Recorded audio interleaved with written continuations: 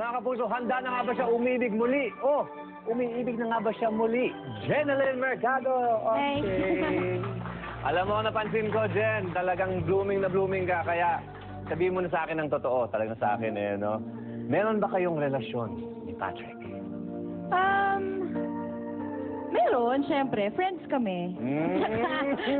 Saka, healthy naman yung relationship friendship namin.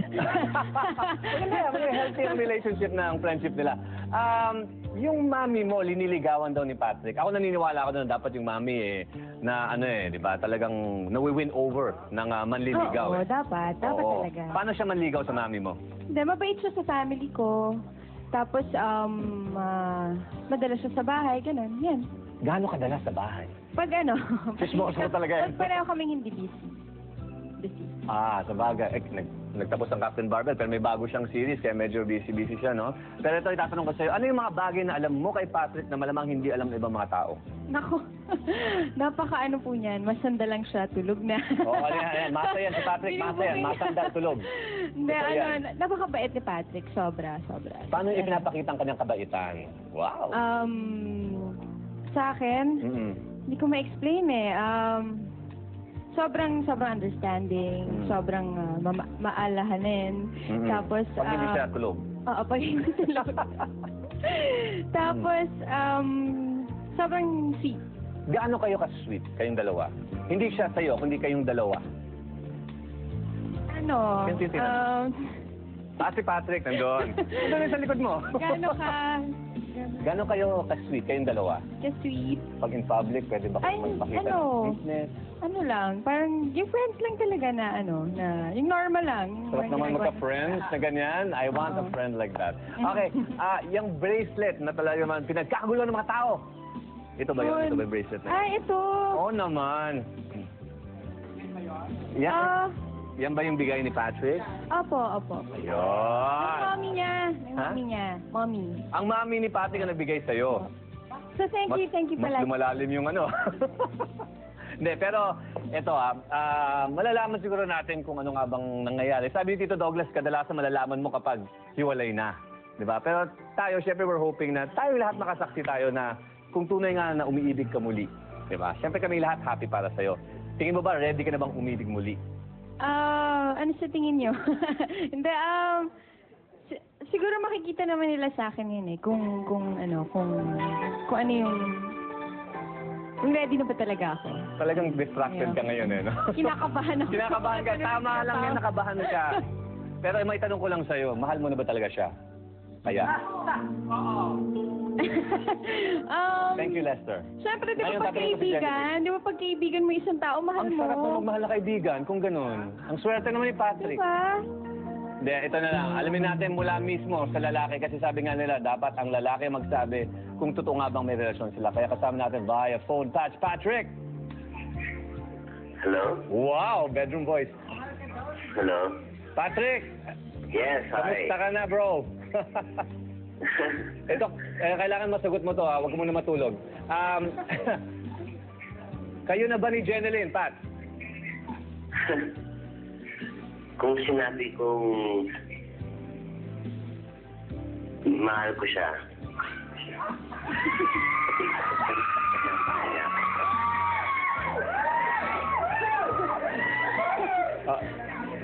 Sige, Pat, tuloy mo. Nahimatay lang yung mga tao sa studio. Pati doon sa backstage. Tuloy mo, Pat. Kapag sinabi mong mahal mo siya, tuloy mo. Binibitin mo ako. Sabihin din ba niya sa akin kaya na mahal niya ako? Wow!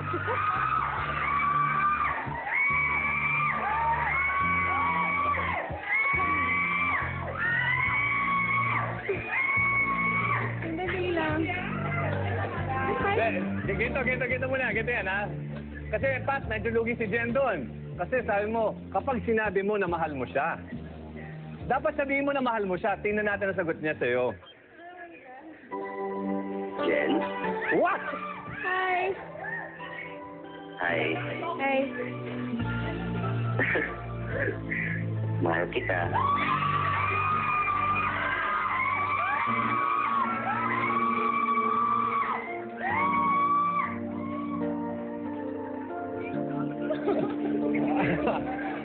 Alam mo, itong mga bagay-bagay na ganito, ha?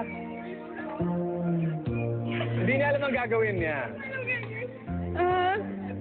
Parang, hindi ko alam sasabihin ko sa narinig. Anong nararamdaman mo sa ngayon, Jen?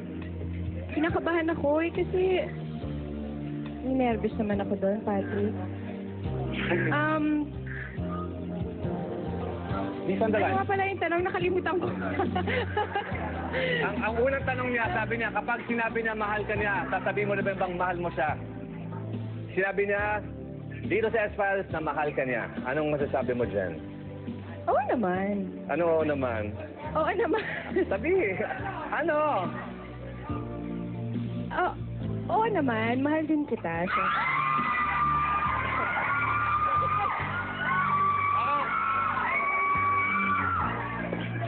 Okay. Pat, nandiyan ka pa ba? Yes? Okay, anong nararamdaman mo sa ngayon, Pat? Sana hindi ka nagdadrive, ha? Huwag ka mag-drive. Itabi mo muna yung kotse, ha? Anong masasabi mo? Sana katabi ko siya ngayon. Nasaan ka ba? Ito ngayon ako sa Jensen eh. Wow, sa Jen. Kailan ka babalik, Pat? Bukas na bukas din. Nandiyan na ako sa tabi mo, Jen. Grabe naman. Iba talaga. Pat, huling tanong, ha? Huling tanong ko sa'yo, pero pwede pa kayo mag-usap. Ano ba yung minahal mo kay Jen? What about Jen is so lovable? What about her did you end up loving? Di ba kung mamahal ka ng tao, dapat lahat tungkol sa tao mamahalin mo. So lahat tungkol sa kanya, nagustuhan ko at mamahalin ko siyempre. Ayan. O, sige. Si Jen naiiyak na, Pat. Kinakabahan siya. First time ko mangyari sa kanya ito. Jen, anong masasabi mo kay Pat? Uuwi siya bukas from Jensen at dediretso daw siya sa iyong tabi. message. Thank you for being there for me. And stay as nice as you are. And dito lang ako para sa'yo. Sa madaling salita, Pat, sa tingin mo ba kapag nagmamahalan na kayo, pwede nyo sabihin kayo na?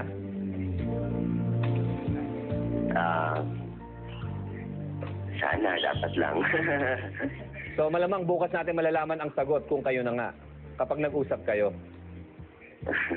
O gusto mo malaman Whenever ngayon na? she's ready. Wow, ganda ng sagot. Whenever he's ready. True gentleman, Patrick Garcia. Jen, meron ka bang gustong sabihin kay Pat? Wala. Medyo tulala. Pat, tulala si Jen. Sana nakita mo siya. Sige, paalam ka na kay Patrick. Bukas magkikita kayo. Bye. Thank you, Pat. Thank you. Thank you din. Thank you sa Express and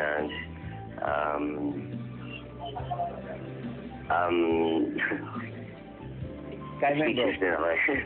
Ano? Basta sa lahat ng Jensen, sana manood yun ang show namin mamaya.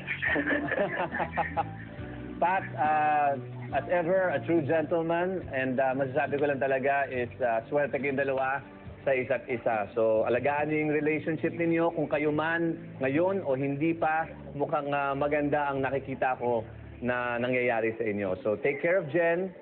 Aalagaan ka rin daw niya. Pinapawisan si Jen. Oh my God. Pat, kita tayo, ha? Kita tayo. Alright. Thank you, Pat. Thank you din. Ayan po, Patrick Garcia live mula sa Jensen. At sa telepono po, halos parang nag-propose yata siya kay Jeneline. At nahimatay po lahat ng tao dito sa studio, pati na backstage. At si Jeneline naman, first time ko nakita, parang, ako hindi ko naman mangyari yun, ha? Hindi ko alam. Hindi ko alam. Hindi ko alam talaga, hindi ko alam. Pero, yun, like I said, kay Patrick, sana alagaan ninyo kung ano meron kayo. Kasi mukhang maganda talaga. Thank you. Thank you sa S-Files. Thank you. Oo nga pala, out na sa mga magazine stands. Yung Maxim, January issue po. Sana yung mga hindi pa nakakabili, bumili na kayo. Ako po yung cover. At magandang cover, ha? Thank you. Magandang cover yan. Thank you so much, Jen. Are you okay? Di ko alam. Mag-post time for commercial, wag ka munang tatayo kasi baka mahimatay ka. Sa tuwa. Okay, magbabalik pong S-Rad, dyan na po kayo.